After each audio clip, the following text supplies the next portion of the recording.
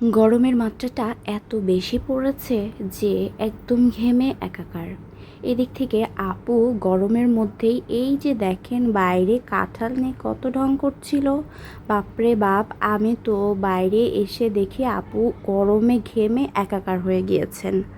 অনেক তো খাওয়া হলো কোরবানির মাংস, অনেক তো খাওয়া হলো রিচ ফুড।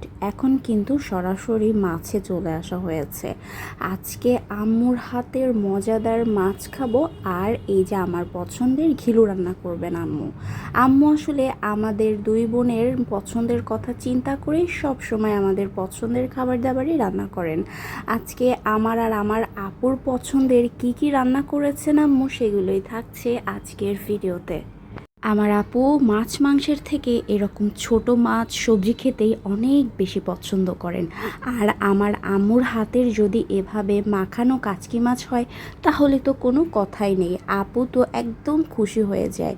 সব মশলা দিয়ে এই যে হাতে মাখিয়ে কাচকি মাছটা রান্না করবেন আম্মু, বেশি করে পেঁয়াজ দিয়েছেন আর এই যে উপর দিয়ে কিছু কুচি কুচি ঢেঁড়সও ছিটিয়ে দিয়েছেন। আমার আম্মুর হাতের এই মাছটা এত বেশি মজাদার হয় যে কি বলবো, সবার আম্মুর হাতের রান্নাই আসলে সবার কাছে অনেক বেশি পছন্দের, তাই না? আমার কাছে তো আমার আম্মুর হাতের রান্না পৃথিবীর শ্রেষ্ঠ রান্না মনে হয়।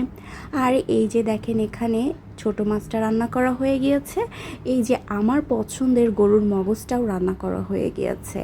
আর এই যে সন্ধ্যার পরে আম্মু করেছিলেন চটপটি। আমার আম্মুর হাতের চটপটিটাও আমার অনেক বেশি পছন্দের, কারণ বাইরের চটপটি ফুচকা আমি একদমই পছন্দ করি না, আনহাইজেনিক বলেই ছিল আজকের ভিডিও। আল্লাহ হাফিজ।